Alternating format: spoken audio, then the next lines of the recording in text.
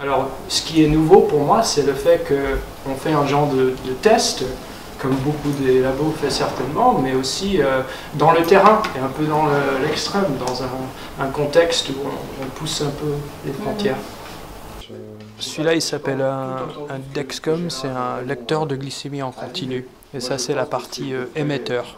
Et là, vous pouvez voir que j'ai une glycémie qui est élevée à 2 grammes. Comme tu disais. On prépare les éléments on prépare tous ces éléments, cette structuration-là pour le médecin qui va les utiliser. Puis derrière, l'utilisation peut se faire à distance par un professionnel de santé, donc elles sont restituées sur un portail. Là, s'il veut bien... Oh, pardon.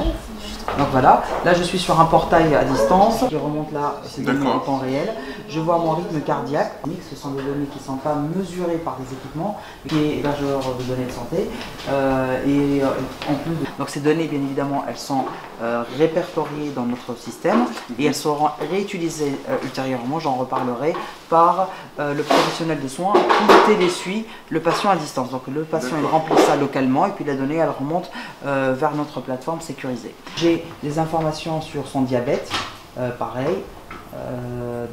Là j'ai des données qui sont techniques pour le médecin, hein.